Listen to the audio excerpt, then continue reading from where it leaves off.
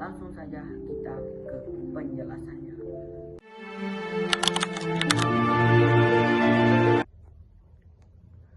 Baik saja, langsung saja kita penjelasan Pengadilan Tata Usaha Negara.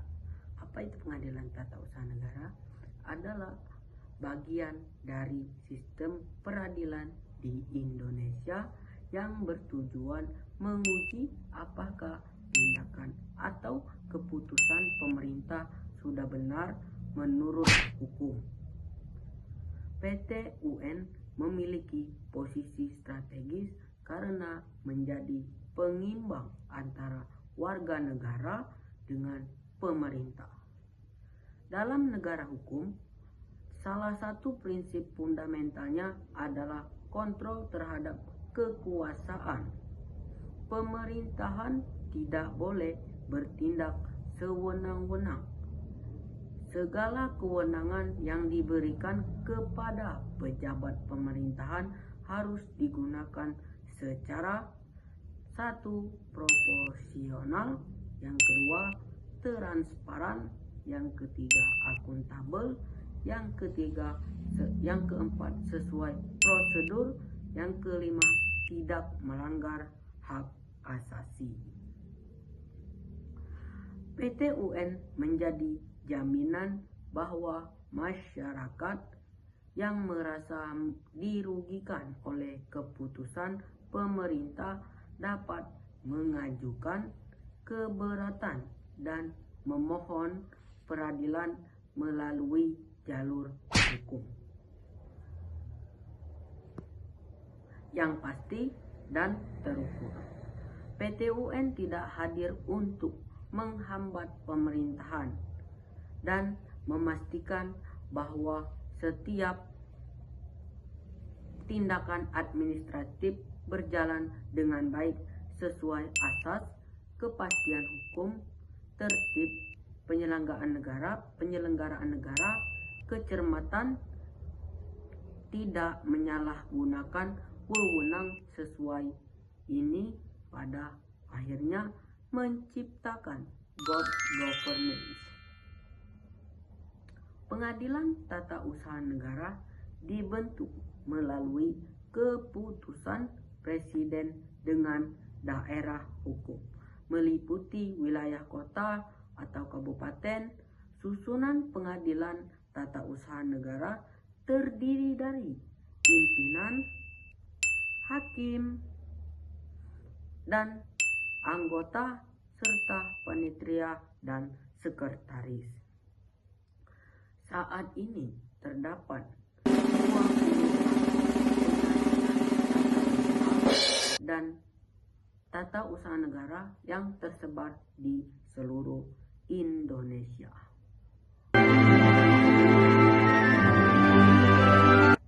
Menurut pasal 1 angka 7 Undang-Undang Nomor 5 Tahun 1986, PT UN adalah pengadilan yang berwenang memeriksa, memutus, dan menyelesaikan sengketa perkembangan setelah revisi oleh Undang-Undang Nomor 9 Tahun 2004 dan Undang-Undang Nomor 51 Tahun 2009.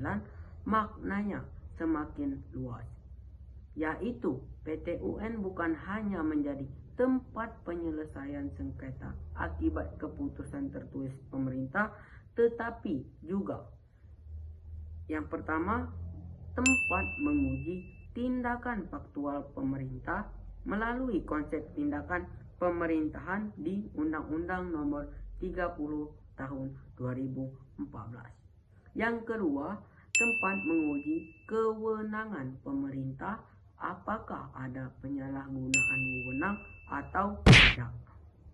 Yang terakhir, tempat permohonan penilaian terhadap pelanggaran AUPB.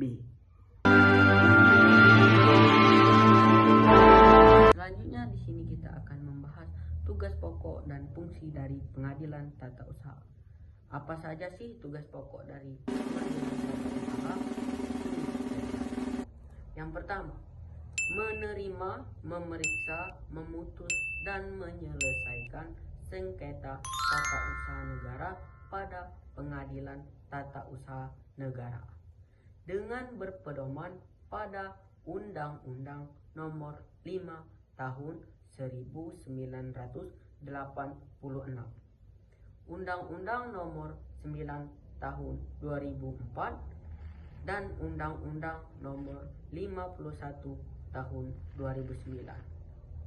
Ketentuan dan peraturan perundang-undangan lain yang bersangkutan serta petunjuk-petunjuk dari Mahkamah Agung Republik Indonesia.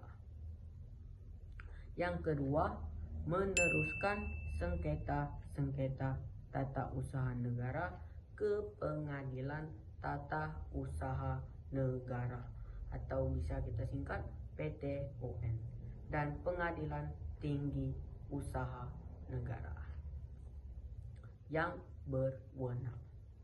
Yang ketiga, peningkatan kualitas dan profesionalisme hakim pada Pengadilan Tata Usaha Negara seiring peningkatan integritas moral dan karakter sesuai Kode Etik dan Tri Prasetya Hakim Indonesia guna tercipta dan dilahirkannya putusan-putusan yang dapat dipertanggungjawabkan menurut hukum dan keadilan serta memenuhi harapan para pencari keadilan. Yang keempat, meningkatkan kepercayaan masyarakat terhadap lembaga peradilan guna meningkatkan dan memantapkan martabat serta wibawa aparatur dan lembaga peradilan sebagai benteng terakhir tegaknya hukum dan keadilan sesuai tuntutan Undang-Undang Dasar 1945. Yang kelima, memantapkan pemahaman dan pelaksanaan tentang organisasi dan tata kerja kepaniteraan Pengadilan Tata Usaha Negara sesuai keputusan Ketua Mahkamah Agung Republik Indonesia. Pengadilan Tata Usaha Negara yang pertama, melakukan pembinaan pejabat struktural dan fungsional serta pegawai lainnya baik menyangkut administrasi, teknis, justisial maupun administrasi umum. Yang kedua, melakukan pengawasan atas pelaksanaan tugas dan tingkah laku hakim dan pegawai lainnya. Yang ketiga, menyelenggarakan sebagian kekuasaan negara di bidang kehakiman. Dengan demikian, PTUN memainkan 3 fungsi besar, antara lain fungsi kontrol yudisial, yaitu mengontrol apakah KTUN keputusan tata usaha negara bertentangan dengan peraturan yang lebih tinggi. Yang kedua, fungsi perlindungan hak warga negara. Siapapun yang dirugikan oleh keputusan pemerintah dapat menggugat. Yang ketiga, fungsi mencegah penyalahgunaan wewenang hakim. Hakim bisa menilai apakah pejabat telah bertindak melebihi atau tanpa kewenangan. Ini menjadikan Pengadilan Tata Usaha Negara sebagai salah satu penjaga utama agar negara tetap berada dalam koridor hukum. Penjelasan yang ketiga, latar belakang pembentukan Pengadilan Tata Usaha Negara. Pada masa sebelum tahun 1986, warga Indonesia tidak memiliki forum hukum untuk menggugat keputusan pemerintah. Jika pemerintah menerbitkan surat keputusan yang merugikan seseorang, keputusan tersebut dianggap mutlak dan tidak bisa dilawan. Indonesia saat itu belum memiliki mekanisme judicial review terhadap tindakan pemerintah. Dalam penjelasan umum Undang-Undang Nomor 5 Tahun 1986 disebutkan beberapa alasan kenapa PT UN harus dibentuk. Yang pertama, untuk melaksanakan prinsip negara hukum. Hukum mengharuskan adanya mekanisme untuk menguji tindakan pemerintah agar tidak sewenang-wenang. Yang kedua, untuk memberikan jaminan perlindungan hukum, rakyat harus punya tempat untuk mendapatkan keadilan jika haknya dilanggar. Yang ketiga, untuk mengimbangkan hubungan antara negara dan warga. Pemerintah memiliki kekuasaan besar sehingga perlu alat kontrol formal melalui pengadilan. Yang keempat, untuk meningkatkan kualitas administrasi pemerintahan. Dengan adanya pengadilan tata usaha, pejabat akan lebih hati-hati, cermat, dan profesional. Yang kelima, untuk membangun civilized government system, keputusan berdasarkan hukum, bukan kehendak pribadi pejabat. Dari sinilah lahir Pengadilan Tata Usaha Negara sebagai wujud bahwa Indonesia memiliki jalur demokrasi yang menjunjung tinggi supremasi hukum.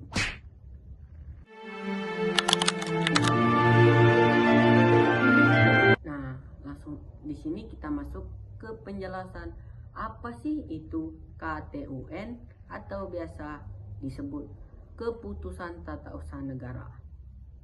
Baik, di sini kita akan menjelaskan Keputusan Tata Usaha Negara.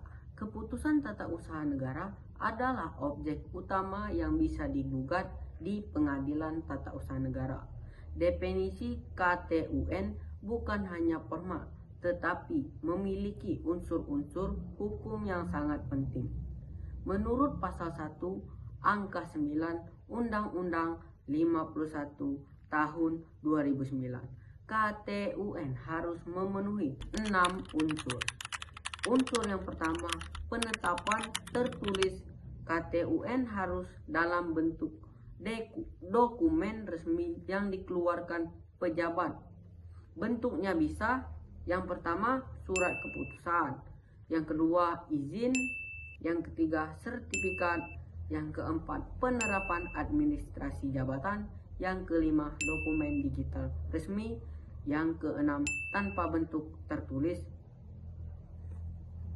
Bukan keputusan tata usaha jika tidak bisa digugat. Unsur yang kedua, dikeluarkan oleh badan atau pejabat TUN, pejabat yang berwenang, misalnya bupati, wakil kota, gubernur, menteri atau rektor universitas negeri, kepala dinas, kepala lembaga pemerintahan, serta badan publik yang diberi kewenangan administrasi. Unsur yang ketiga bersifat konkret, yang artinya objek keputusannya jelas dan nyata. Misalnya mencabut izin usaha PT Maju Jaya atau menerbitkan usaha ilegal. Itu contoh tidak konkret. Unsur yang keempat bersifat individual, ditujukan kepada seseorang atau badan yang spesifik atau tidak berlaku umum, dan peraturan umum seperti Perpres, Permen, dan Perda tidak dapat digugat di Pengadilan Tata Usaha Negara. Unsur yang kelima bersifat final. sesudah selesai diproses administrasi internal. Lalu jika masih berupa rekomendasi, nota dinas atau memo belum final atau tidak bisa digugat. Selanjutnya unsur yang keenam, menimbulkan akibat hukum. Keputusan ini harus mengubah yang pertama hak seseorang, yang kedua kewajiban, yang ketiga status hukum, misalnya pencopotan jabatan PNS, penolakan izin PBG, atau pencabutan rekomendasi izin usaha. Apa saja sih sengketa yang bisa dibawa ke Pengadilan Tata Usaha Negara?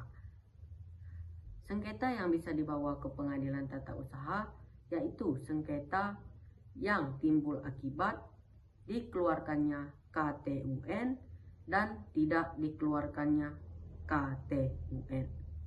Contoh sengketa yang bisa dibawa ke Pengadilan Tata Usaha Negara, yang pertama pemberhentian PNS secara tidak sah. Yang kedua, pencabutan izin usaha. Tiga, tidak diloloskan dalam seleksi ASN. Yang keempat, pencabutan sertifikat administrasi. Yang kelima, penolakan KTP atau dokumen kependudukan. Yang keenam, penetapan sanksi administrasi. Menurut Undang-Undang Nomor 30 Tahun 2014, sengketa juga bisa berupa tindakan faktual pemerintah.